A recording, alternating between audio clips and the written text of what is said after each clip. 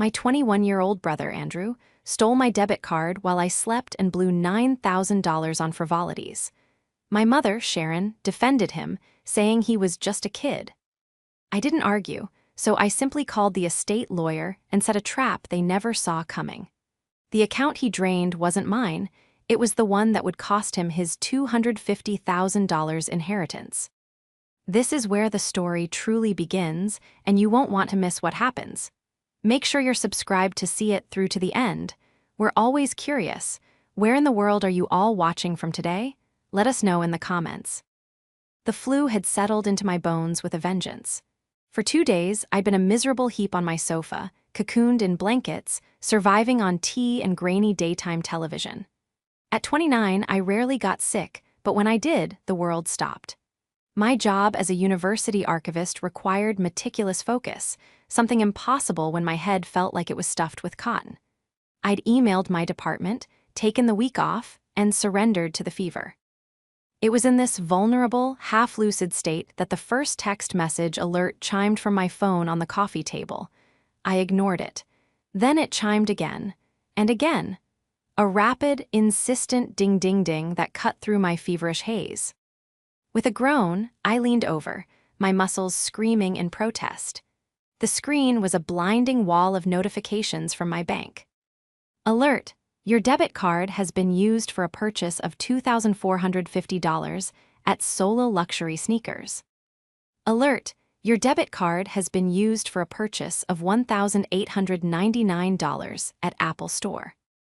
Alert! Your debit card has been used for a purchase of $745 at Vibe Electronics. Alert! Your debit card. The list went on. My heart hammered against my ribs, a sudden, cold dread washing away the flu's heat. I fumbled to open the banking app, my fingers trembling. The balance, which should have been just over $250,000, was now $241,000 and change. In the span of about 90 minutes, while I was asleep, someone had siphoned nearly $9,000. I knew with a certainty that left me breathless who it was. I pulled myself off the couch and stumbled into my bedroom, my bare feet cold on the hardwood floor. My purse was on the dresser. I opened it, my movements frantic, and pawed through the contents. My personal debit card was there. My credit cards were there, but one card was missing. The simple, navy blue debit card linked to the GM Legacy Trust. The one I kept in a separate, hidden flap. The one that should never, ever be used. The room spun. This wasn't just theft. It was a catastrophe. I limped back to the living room and collapsed onto the sofa, my breath coming in short, sharp gasps. Just then, my phone rang. It was my mother, Sharon. I stared at the screen, my thumb hovering over the decline button, but I knew I had to answer. "Jennifer, honey, how are you feeling?" Her voice was breezy, overly cheerful. It was the voice she used when she was about to ask for something, or, as I was learning, when she was covering for someone. "Mom," I managed, my voice a dry croak. "Someone stole my card. Someone stole the trust fund card." There was a half-second of silence, a tiny vacuum of static. "Oh, goodness, stolen? Are you sure? Maybe you just misplaced it." "It was used, Mom. $9,000 are gone, from that account." "9? Oh my," she fluttered. "Well, don't you worry your sick little head about it. I'm sure it's just a misunderstanding. Listen, the reason I'm calling is that Andrew is going to swing by. He's got a surprise for you. He's so thoughtful, just wanted to cheer his big sister up." The cold dread in my chest solidified into a block of ice. "He's coming here." "He's just pulling up now. I'll let you go. Feel better, sweetie." The line clicked dead. I stared at the phone. A surprise. Not even 5 minutes later, a key scraped in my apartment lock. Andrew, my 21-year-old brother, let himself in, a gust of cold air following him. He was wearing a brand-new, blindingly white designer hoodie, and in his hands he held a small paper bag. "Hey, Jen," he said, flashing a $1,000,000 smile that he hadn't paid for. "Heard you were sick. Brought you some of that fancy soup you like." He tossed the bag onto the coffee table, next to the phone still glowing with fraud alerts. He was vibrating with a wired, frantic energy, his eyes darting around the room, landing on everything but me. He was wearing new sneakers, too, ridiculously expensive ones, the kind that cost more than my monthly rent. "Where did you get that card, Andrew?" I asked. My voice was quiet, but it cut through his manufactured cheer. He froze, his smile faltering. "What card? What are you talking about?" "The debit card, from my purse. The one you used to buy that hoodie and those sneakers, and whatever is in the new Vibe bag I see peeking out of your backpack." His face, so open and charming a second ago, hardened into a petulant mask. "I don't know what you're talking about," he scoffed. "I used my own money. My crypto investments paid off." "Your crypto investments," I repeated flatly. "Andrew, I have the alerts, at 2 o'clock this morning. You came in here while I was sick and asleep and you stole from me." "Stole? That's a strong word, Jen," he said, crossing his arms. He was trying to look intimidating, but he just looked like a child playing dress-up in clothes he couldn't afford. "I borrowed it. I was going to pay you back." Pay me back $9,000. With what, Andrew? Your imaginary crypto." "It's not my fault you just have all this money sitting around." He suddenly exploded, his voice cracking. "You're an archivist, you don't even do anything. You just sit on that pile of cash Grandma left you. It's not fair. I actually have a plan. I'm building a brand." He was shouting now, his face red. He genuinely believed his own entitlement. He thought he was the victim. He thought he had stolen my money. The profound, staggering ignorance of his actions, of the line he had just crossed, left me speechless. I just stared at him, the fever, the betrayal, and the sheer magnitude of the disaster crashing over me. The trust, the lawyer, the clause, he had no idea what he had done. And in that moment, I knew I wasn't going to argue with him. I wasn't going to scream. He wanted me to treat this like a sibling squabble. He wanted our mother to swoop in and smooth it over, to tell me to be nice and share. I leaned back into the sofa cushions, my body aching, but my mind suddenly, terrifyingly clear. "Get out, Andrew," I whispered. "What, Jen, don't be like that. Get out of my apartment and leave the soup." He stared at me, shocked by my coldness. He tried to muster one more protest, saw the look in my eyes, and snapped his mouth shut. He grabbed his backpack, the Vibe bag spilling open to reveal a new iPhone box, and slammed the door behind him. I sat in the ringing silence for a full minute, the smell of his expensive new cologne hanging in the air. Then I picked up my phone, my fingers no longer trembling, and scrolled past the bank alerts. I found the number I was looking for. Mr. Harrison, our grandmother's estate attorney. Andrew thought he had stolen $9,000 from his sister. He had no idea he had just forfeited $250,000. The betrayal was worse than the diagnosis itself. The hours after Andrew left were a blur of adrenaline and sickness. The fever spiked again, but this time it felt different. It was a cold, clarifying anger that burned away the mental fog. I made 2 phone calls. The first was to the bank, to report the card stolen and have it immediately frozen. The woman on the fraud protection line was sympathetic, her voice dripping with concern. "Oh, you poor thing, $9,000 is a nightmare. We'll start an investigation right away." Since it was used with a PIN, it might be difficult. Was it a family member? "Yes," I said, my voice hollow. "It was, but I don't want to press charges, I just need the account locked. Permanently." I was lying, of course. I knew the PIN. I had given it to Andrew years ago in a moment of misplaced trust. "Just in case of an absolute emergency, Andy," I had told him, "if you can't reach me and you or Mom are in the hospital." I'd even written it down and tucked it in his wallet, a wallet I had bought him. The thought of him, sick with the flu, sneaking into my apartment at 2 a.m., using my key, tiptoeing into my room, and carefully extracting that card from my purse. It made me want to be sick for an entirely different reason. My second call was to Mr. Harrison. His secretary picked up. "Harrison and Associates, how may I help you?" "I need to speak with Mr. Harrison," I said, my voice stronger now. "It's Jennifer regarding the GM Legacy Trust. There's been a development." Mr. Harrison, a man who had known my grandmother for 40 years, was on the line in under 30 seconds. He was all business, his sharp, precise voice a comfort. "Jennifer, you sound terrible. Are you all right?"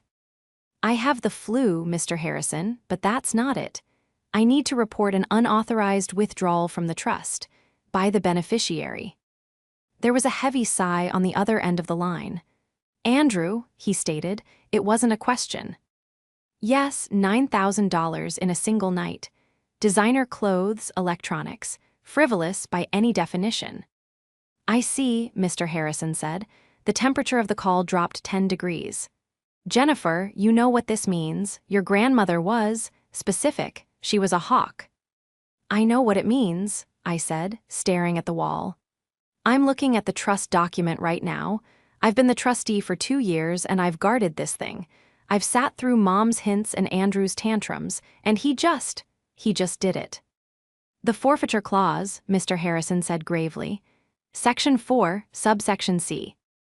Any fraudulent, unauthorized, or frivolous withdrawal made by the beneficiary, Andrew, before the age of 30, shall immediately and irrevocably void his entire claim to the trust principal." She made me read it to him and Sharon when the will was executed. They both signed a document stating they understood it. "They understood it," I agreed, "but they never believed it. They thought it was a bluff. They thought I was just being selfish." "They had forgotten one crucial thing, Jennifer," Mr. Harrison said, his voice hardening. "They forgot your grandmother never bluffed, and they forgot that you, as trustee, are legally bound not to your family, but to the trust itself. You have a fiduciary duty to execute her will, exactly as written." "What do I do now?" I asked. "You do nothing. You rest. You get over the flu. I, in the meantime, will be filing a petition with the probate court to notify them of the breach of trust. I will subpoena the bank records and the store receipts, which will be easy to get. Then, we schedule a meeting. With you, with Andrew, and with your mother." He paused. "I want you to be prepared, Jennifer. They will not react well." "I know," I said. "Thank you, Mr. Harrison."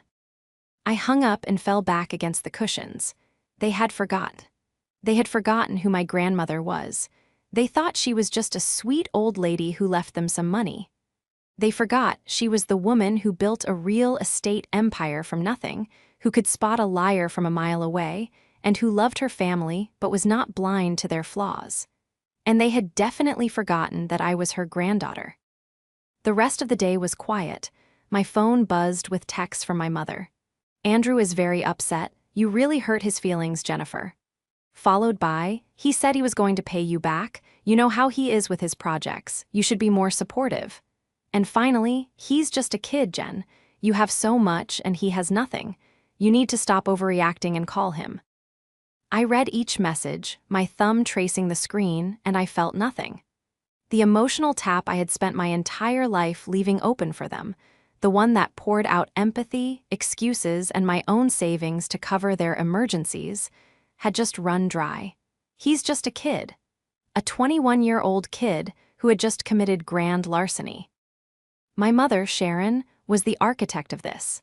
Andrew was just her masterpiece of entitlement.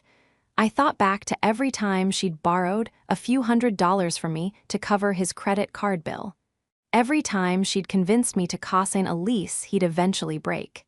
"He just needs a little help getting on his feet, honey. It's so much harder for young men these days." This time was different. I wasn't going to call. I wasn't going to smooth things over. I was going to follow the instructions of the trust. I was going to do my duty. They thought I was just the quiet, mousy older sister, the boring archivist. They thought I was weak. But they had forgotten one crucial thing. An archivist knows exactly where every document is, understands every binding, and, above all, respects the permanent, unchangeable nature of the written word. My grandmother, Grace, was the bedrock of my life. While my mother, Sharon, was a whirlwind of emotional drama and financial instability, Grace was the calm, steady center. After my father left, Sharon moved us in with Grace for just a few months. We never left. Grace's house, a sturdy Victorian she'd bought with her own money, became my sanctuary. She was the one who instilled in me a love of history, of books, of the quiet power of facts. She taught me to be meticulous, to be responsible, and to be wary of charm without substance. Charm is cheap, Jennifer, she'd say, peering at me over her glasses. But integrity, that's priceless, and your mother buys charm on credit. Grace saw Sharon's enablement of Andrew from the day he was born. He was the boy, the do-over, the golden child. While I was given chores and expected to get a part-time job at 16, Andrew was given, well, anything he wanted. When he broke a neighbor's window, Sharon told them I must have distracted him. When he failed his classes, Sharon blamed the teachers. When he got his first credit card and maxed it out in a week, Sharon came to me, weeping, begging me to cover it so his future wouldn't be ruined. I was 23, working my first job, and I drained my savings to pay for his designer jeans and video games. "You're the responsible one, Jen," Sharon would say, as if it were a compliment. "You're my rock." But a rock is just something to stand on. Eventually, it gets worn down. My grandmother saw it all, and she tried to protect me. She paid for my university education directly, sending the tuition checks straight to the bursar's office so Sharon couldn't borrow a single cent. And when she got sick, she called me and Mr. Harrison to her bedside. Not Sharon, not Andrew, me. "It's all in the true. Sent Jennifer," she'd whispered, her hand frail in mine. $250,000 for Andrew. But you, my dear, are the trustee. You are the dragon at the gate. He cannot touch a penny until he is 30, unless it is for verified educational expenses or a down payment on a primary residence. And you, and only you, approve the withdrawal." "Grandma, that's too much responsibility," I'd stammered. "No," she said, her voice suddenly strong. "It's the perfect amount of responsibility for you, and it's the only way he might learn. Your mother will try to wheedle it out of you. He will try to guilt you. Do not let them. The documents are your shield. Use them." And then she'd given me a weak, sly smile. "And read Section 4C very carefully, dear. It's my little insurance policy. Against them." She died 2 days later. The day of the will reading was a performance I'll never forget. Sharon and Andrew sat in Mr. Harrison's plush office, vibrating with anticipation. When he read that the house and the bulk of the liquid assets were being donated to the university's historical society, Sharon's face turned white. When he read that a $250,000 trust was established for Andrew, her color returned. And when he read that I, Jennifer, was the sole trustee, her jaw dropped. But she doesn't know anything about money," Sharon protested. "On the contrary," Mr. Harrison said coolly. "Your mother's notes indicate Jennifer is the only one who knows anything about responsibility. And now, the forfeiture clause." He read it aloud. The dense, ironclad legalese that detailed how any unauthorized, frivolous, or fraudulent withdrawal by Andrew would void the entire trust. Andrew had been texting, not even listening. But Sharon listened, and I saw in her eyes that she didn't hear a warning. She heard a challenge. She thought she could find a way around it. She thought she could work on me, her rock, and wear me down. For 2 years, she had tried. Every few weeks, there was a new business idea from Andrew, the aspiring crypto day trader. "He just needs a small investment, Jen, $10,000. He can turn it into 100,000. "The trust forbids it, Mom. It's frivolous." "It's not frivolous. It's his future. You're just jealous. You've always been jealous of his potential." The arguments were exhausting. They chipped away at me. I started keeping the trust's debit card, which I'd only ever used once, to pay a single, verified tuition bill, in a hidden part of my wallet, terrified one of them would try to take it. But I never imagined Andrew would sneak into my home while I was sick and do it. Now, 3 days after the theft, I was finally over the flu. My righteous anger had cooled and settled into a hard, calm resolve. The apartment was clean, and I had disinfected everything Andrew had touched. I was sitting at my antique desk, one of the few things my grandmother had left me personally, when my phone buzzed. It was an email from Mr. Harrison. Subject: meeting scheduled. "Jennifer, I have received the bank statements and transaction records. The purchases are flagrant. I have scheduled a meeting at my office for tomorrow, Friday, at 10:00 a.m.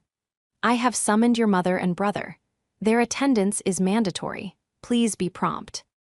I closed the laptop. I felt a strange, hollow calm. This wasn't just about Andrew's business ideas anymore. This was about Sharon. She was the true antagonist. Andrew was just her poorly aimed weapon. She was a real estate agent, a profession built on high-gloss polish and convincing people to buy things they couldn't afford. She had sold Andrew a fantasy of a life without consequences, and she'd been trying to make me pay the commission. I thought about her on the phone, her voice so breezy. "Andrew is going to swing by. He's got a surprise for you." She knew. She must have known. She was probably the one who encouraged him, who told him which card to take. "It's fine, honey," I could hear her saying. "It's your money anyway. Jen's just being difficult. Just take it and pay her back. She'll get over it." They thought this was another family drama they could win by shouting the loudest, by making me feel the most guilt. They didn't realize this was no longer a family discussion. It was a legal proceeding, and I was no longer coming as their daughter or their sister. I was coming as the trustee of the GM Legacy Trust. The shift from passive victim to active strategist was as simple as changing my clothes. On Thursday, I was a flu-ridden mess in a bathrobe. On Friday morning, I was an archivist on a mission. I dressed in my work attire, a pressed silk blouse, dark gray trousers, and a black blazer. I pulled my hair back into a severe, tight bun. I looked, I thought with a grim smile, exactly like my grandmother. I spent the hour before the meeting preparing. My investigation wasn't difficult. Mr. Harais N had already handled the legal side, subpoenaing the records. My job was to assemble the narrative. As an archivist, my superpower is organization. I find patterns in chaos. I take disparate, messy boxes of information and I build a clear, factual story. I went to my filing cabinet. From a locked box, I pulled the file marked GM Trust. Inside was a pristine, hardcover copy of the trust document itself. I placed sticky tabs on 3 key pages: the page naming me as trustee and outlining my fiduciary duty, the page detailing the only approved uses for the fund's education, primary residence, and of course, Section 4C, the forfeiture clause. Next, I logged into my laptop. Mr. Harrison had forwarded me the bank records. I printed them. The $9,000 spending spree was even more insulting in black and white. $2,450 at Solo luxury sneakers. A quick search revealed this was for 2 pairs of limited edition shoes. $1,899 at Apple Store. A new iPhone 15 Pro Max. $745 at Vibe Electronics. A 50-inch 4K TV. $1,200 at Luxman, the hoodie, plus several other items. And so on, right down to a $350 dinner at a high-end steakhouse. This wasn't a kid making a mistake. This was a calculated, decadent spree. He had treated the trust fund like a lottery win. Then I went deeper. I opened my family file.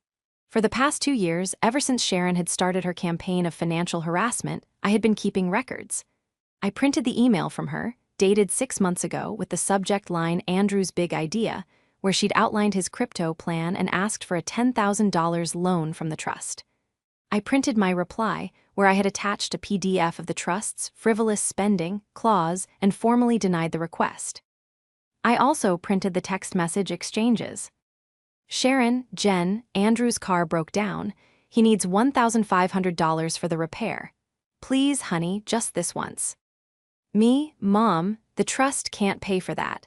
I can send you $200 from my personal account to help. Sharon, you're heartless. You'd let your brother be stranded. I had a whole folder of these. This wasn't just about Andrew's theft. It was about proving a pattern of behavior. It was about proving, beyond a shadow of a doubt, that both Andrew and Sharon were fully aware of the trust's rules. They knew, they just didn't care. They thought the rules didn't apply to them. This was my clever trap, the leverage my grandmother had given me. It wasn't just the clause itself. It was the proof that they knew the clause existed and chose to ignore it. The theft wasn't just impulsive, it was premeditated. Andrew didn't just stumble upon the card. He'd been hunting for it, and Sharon had been his spotter. I gathered all the papers, the trust document, the bank statements, the store receipts Mr. Harrison had acquired, and my own printouts of our past conversations. I three-hole punched everything and placed it all in a sleek 1-inch black binder. On the spine, I printed a simple label: Trust, Violation 4C. As I snapped the binder shut, I felt a profound sense of calm. This was my armor, my shield. In an archive, the document is the final word. It doesn't care about your feelings. It doesn't care about your excuses. It just is. The facts are immutable. I looked at the clock. 9:30 a.m., time to go. I walked out of my apartment, my heels clicking on the hardwood floor. I was no longer a victim. I was no longer the rock. I was the executor. My grandmother had given me one final, difficult task: to protect her legacy from the very people she loved. And as I drove to Mr. Harrison's office, I felt the weight of her conviction settle on my shoulders. I was not just doing this for myself. I was doing it for her. I was honoring her final wish. The investigation was over. The confrontation was about to begin. Mr. Harrison's office was on the 14th floor, a hushed, wood-paneled world that smelled of old books and expensive coffee. His secretary, a kind older woman named Mrs. Davis, gave me a sad, knowing smile. "They're already in the conference room, dear," she whispered. "Mr. Harrison is waiting for you." I pushed open the heavy oak door. The room was dominated by a long, polished mahogany table. Mr. Harrison sat at the head, a picture of legal authority. And on the far side, looking small and out of place, were Sharon and Andrew. Sharon was dressed in her best real estate agent attire, a bright red power suit that seemed to scream, "I'm in charge." But her face was pale, and her fingers were nervously shredding a tissue in her lap. Andrew was slouched in his chair, wearing one of his new designer hoodies, his arms crossed, staring sullenly at the table. He looked up when I entered, his eyes wide with a mixture of defiance and, for the first time, a flicker of fear. "Jennifer, thank you for coming," Mr. Harrison said, his voice booming in the quiet room. "Please sit." I took the seat directly opposite them, on Mr. Harrison's right. I placed my black binder on the table with a quiet, definitive thud. The sound echoed slightly. Andrew flinched. Sharon's eyes narrowed, zeroing in on the binder's spine. "Now," Mr. Harrison began, steepling his fingers, "we are here to discuss a grave matter.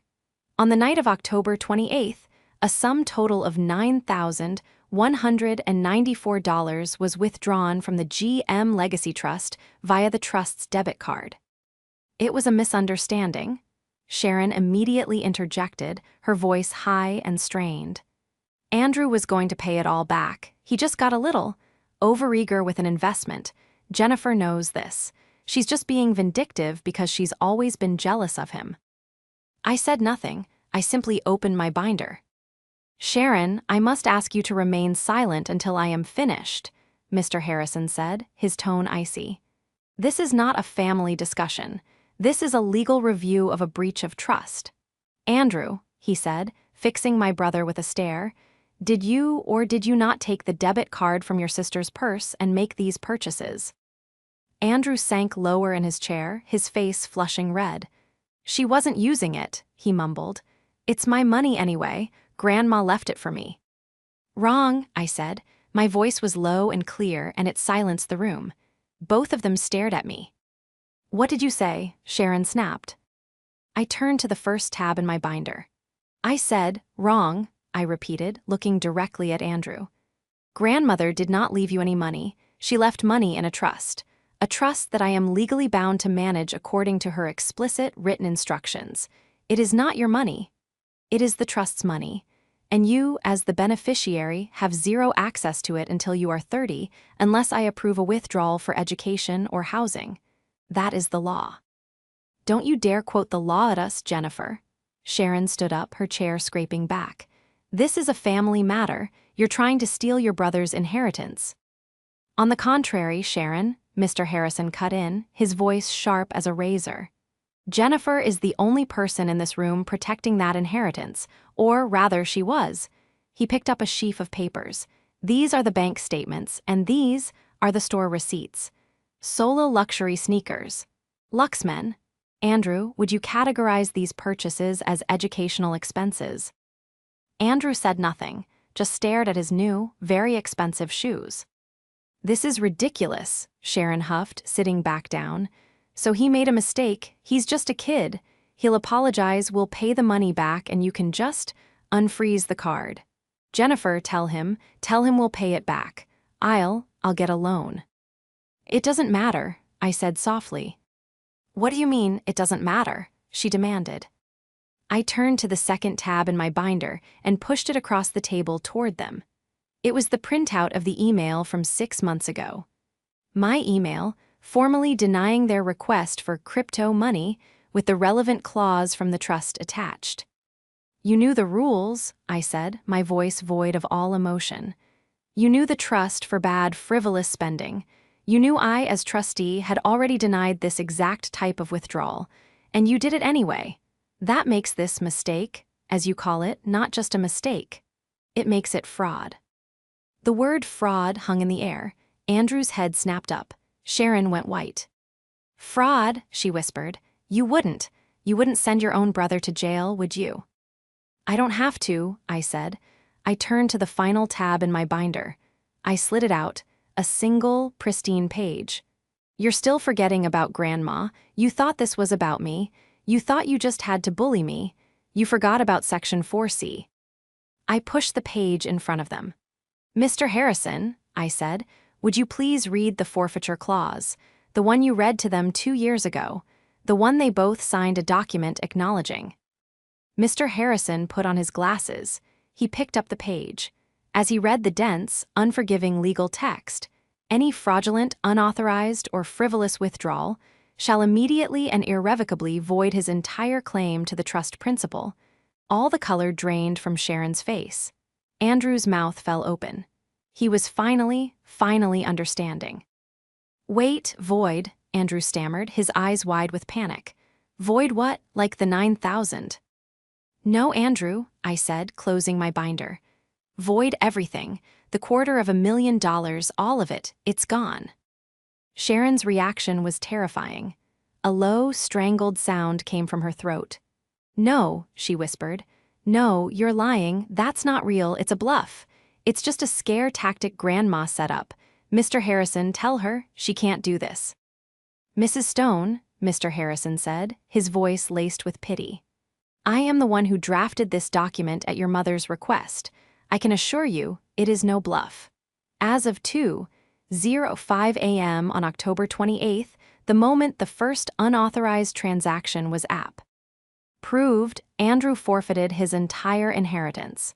As the trustee, Jennifer has no choice but to execute this clause. If she didn't, she herself would be in breach of her fiduciary duty. The room was silent. Andrew looked like he was going to be sick. Sharon just stared at the document, her entire world visibly collapsing. The polished, manipulative real estate agent was gone, replaced by a desperate, cornered woman. So what happens now? Andrew whispered, his voice trembling. Where does the money go? As per your grandmother's instructions, Mr. Harrison said, the full principal of the trust, minus the 9,000 you stole, will be immediately liquidated and transferred. The entire sum will be donated to the Grace M. Historical Preservation Fund at the university, the very one Jennifer helps to manage. So it is you, Sharon shrieked, launching to her feet and pointing a trembling finger at me. You did steal it. You tricked him. You set him up so you could get all the money for your dusty old books. Her threats were so poorly executed, so nonsensical, that I almost felt sorry for her. I don't get a penny, Mom, I said, standing up. I am a salaried employee of the university. This money goes to the fund, not to me. It will be used to restore historical buildings, just like Grandma always wanted. I get nothing, and he gets exactly what he deserves. You both did. You thought you were so clever. You thought you could break the rules, but you just forgot what the rules were. I picked up my binder. Mr. Harrison, I believe my work here is done. I have fulfilled my duty as trustee. Indeed, you have, Jennifer, he said, nodding. Exemplary work. I walked toward the door, my heels clicking. "Jennifer, wait," Sharon cried, her voice breaking into a desperate sob.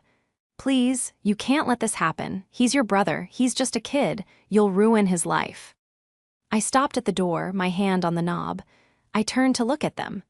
Andrew was crying, fat, silent tears rolling down his cheeks.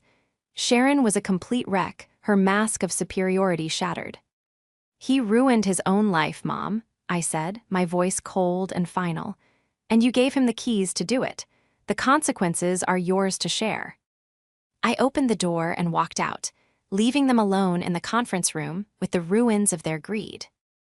I thought walking out of that office would be the end of it. I thought the cold, hard finality of the law would be enough. I was wrong. The next 48 hours were a siege. My family, it turned out, did not respect the law.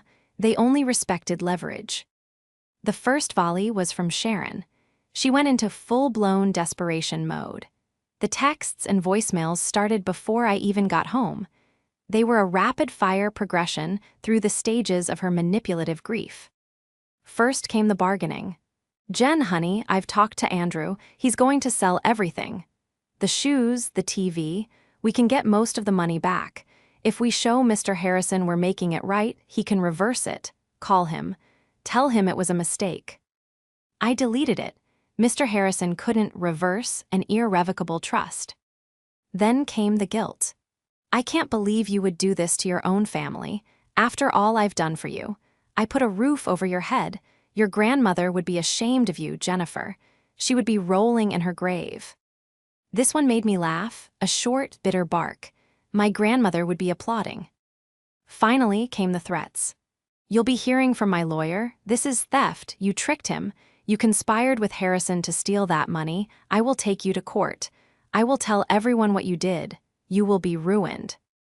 This, I knew, was her real estate agent bravado. She had no lawyer. She couldn't afford one.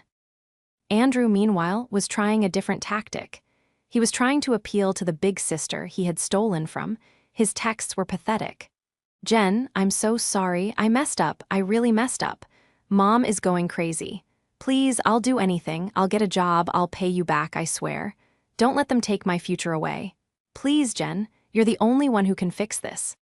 You're the only one who can fix this." The old, familiar refrain. My entire life, I had been the family fixer.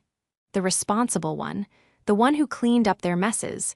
They just couldn't comprehend that I was done. I turned my phone on silent. The real escalation came the next day. I was at work, deep in the university archives, cataloging a set of 19th century letters. The archives are my sanctuary, a climate-controlled, soundproofed vault of facts. No one could get to me there, or so I thought. My office phone rang. It was the front desk. "Ms. Stone, your mother is here. She seems very upset." My blood ran cold. "She cannot be here, Barbara. This is a secure area." I told her that, but she's making quite a scene in the main library. She's demanding to see you. I sighed, pinching the bridge of my nose. I'm on my way. I walked out into the grand, cathedral-like main hall of the library, and there she was. Sharon. Her red power suit was rumpled, her makeup was smeared, and her hair was a mess. She was standing at the main circulation desk, shouting at a poor student worker. "I know she's in there. Tell her to come out. This is my daughter." "Mom," I said, my voice echoing in the vast space. She spun around. The moment she saw me, her face crumpled and she launched into her final, most powerful performance, the public breakdown. "Jennifer," she wailed, rushing toward me and grabbing my arms. Students looked up from their books. "Jennifer, you have to stop this. You are destroying us. You are destroying your brother." "Mom, you are making a scene," I said, my voice low, trying to pull my arms free. "You need to leave. This is my workplace." "I don't care. I won't leave until you fix this," she sobbed, clinging to me. "He's a good boy, Jen. He made a mistake. You can't ruin his whole life over a mistake." And there it was. The word that had protected him his entire life. The magic eraser for all his transgressions. He wasn't a criminal. He was just a kid who made a mistake. I stopped pulling. I looked my mother dead in the eyes. Her face was a mask of tragic desperation, but her eyes were hard and calculating. She was using this, all of it. The public humiliation, the tears, she was trying to break me. A mistake, I said, my voice quiet but carrying, is spilling a cup of coffee. A mistake is forgetting to pay a bill. Sneaking into your sister's home, stealing her debit card, and spending $9,000 on luxury goods isn't a mistake. It's a crime. How dare you, she hissed, her tears miraculously drying up. And it's not me who is ruining his life, I continued, my voice getting stronger. It's you. You are the one who told him he was entitled to that money. You are the one who told him rules don't apply to him. You're the one who told him to come to my apartment, aren't you? You probably told him which card to take. You thought it was my personal savings, didn't you? You thought I'd just roll over and cry and you'd promise to pay me back later. You had no idea you were telling him to trigger a legal document you signed 2 years ago. Her face went slack. The shock of being so thoroughly, so accurately seen, it silenced her. The case is built, Mom. Mr. Harrison filed the petition. It's done. You triggered the forfeiture clause. You did this, not me. I turned to the student worker. Please call campus security. My mother is trespassing. You wouldn't, she whispered, her voice trembling with genuine shock. Watch me. I turned my back on her and walked back toward the secure doors of the archive. I didn't look back, not even when I heard her start to wail again, a different sound this time. It wasn't a performance. It was the raw, ugly sound of defeat. The spell was broken. The fixer had clocked out. The final showdown wasn't in a public place. It was, perhaps fittingly, in the one place my family had always felt most superior to me, my own apartment. A week had passed since the library incident. I had security escort me to my car for 2 days, but then the calls and texts stopped. The silence was heavy, unnerving. Mr. Harrison had informed me that the court had approved the petition. The funds were already in motion, being transferred to the university's preservation fund. It was, legally, over. But I knew it wasn't, not for them. They showed up on a Sunday afternoon. I heard them before I saw them, arguing in the hallway outside my door. Then, a sharp, frantic knock. Not Andrew's lazy rap, not Sharon's insistent pounding. This was a knock of pure panic. I looked through the peephole. It was both of them. Sharon looked terrible. She was visibly smaller, aged 10 years and a week. Andrew was beside her, his face pale and puffy. I opened the door. I didn't say, "Come in." I just opened it and stood there, blocking the entryway. "Jennifer," Sharon began, her voice hoarse. We got a letter from the court. It's real. The money is gone." "Yes," I said, "I know. It was transferred on Friday." You let it happen?" Andrew's voice was a shocked squeak. He was staring at me as if I were a stranger. "You really just let it go?" "There was nothing to let, Andrew," I said, leaning against the doorframe. "It's an irrevocable trust. The moment you entered the PIN, the process began. I just filed the paperwork." "You could have lied," Sharon shrieked, her old fire returning for a second. "You could have told Harrison you made the purchases. You could have protected him." "Protected him?" I asked, and for the first time my own voice rose. "Protected him? I have been protecting him his entire life, Mom. From what? From consequences. I've protected him from bad grades, from angry neighbors, from debt collectors, from his own stunning incompetence. I've been his shield. And what did it get me? A brother who thinks it's okay to steal from me while I'm sick in bed. What did it get him? A 21-year-old kid who has never worked a day in his life, who has 0 skills, and who just threw away a $250,000 safety net on sneakers. "Don't you talk about him like that." Sharon lunged forward, but I didn't flinch. "No, you're going to listen.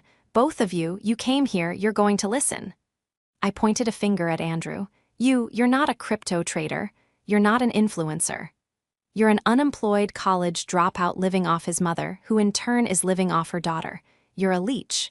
And you, I said, turning to my mother, you're the one who raised him to be this way. You're the one who told him he was a genius, that he was special, that he deserved the world, and that boring, responsible Jennifer should be the one to pay for it. You ruined him, Mom, not me, you." They were both stunned into silence, shocked by the venom. The quiet, mousy archivist was gone.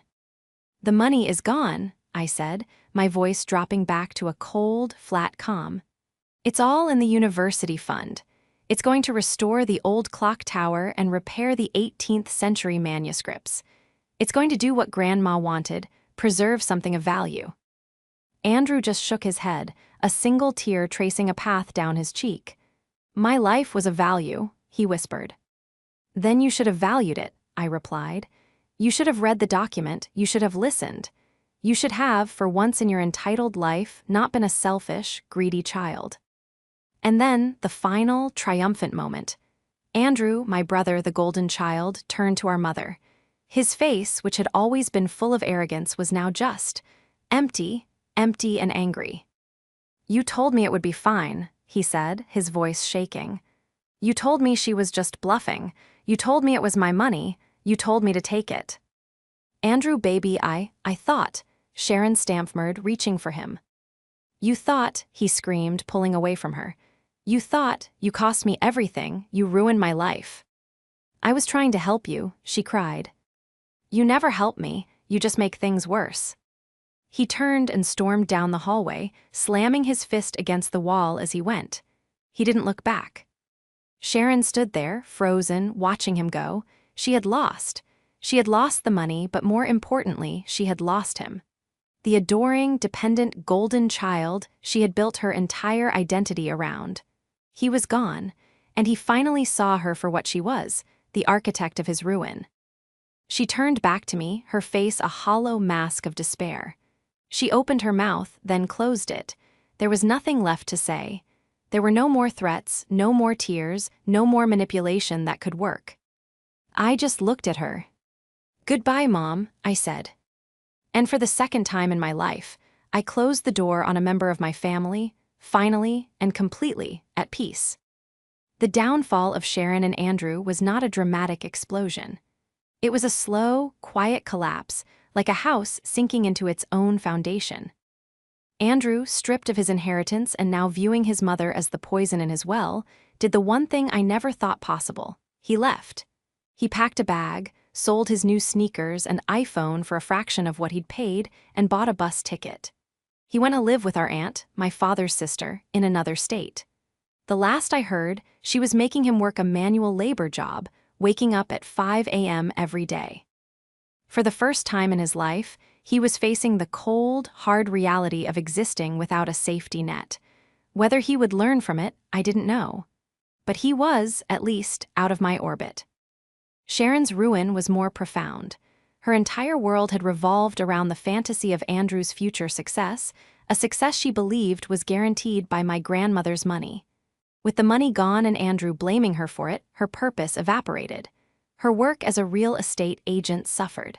She was too distracted, too bitter, to maintain the glossy, optimistic facade her job required. Clients dried up. She missed payments on her condo.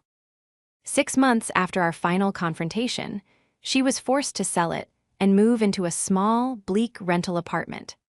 She tried to reconcile, of course. She sent me a long, rambling email full of excuses, self-pity, and half-hearted apologies. "I've lost everything, Jennifer. You were right. I just wanted the best for him." I read it, and then I moved it to the family folder in my archive, and I did not reply. As for me, my life blossomed in their absence. A great, heavy weight I hadn't even realized I was carrying had been lifted. My apartment was truly mine. My money was my own. My time was my own. I was no longer the family fixer, and the freedom was intoxicating. About a month after the funds were settled, I received a formal letter from the university's chancellor. It was an invitation to a small ceremony. I went, curious.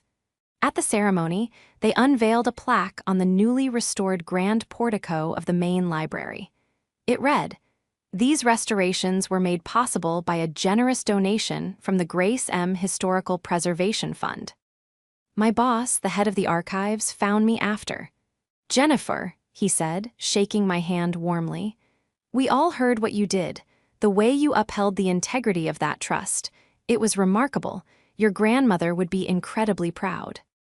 I looked up at the plaque, the stone clean and bright, the letters carved deep.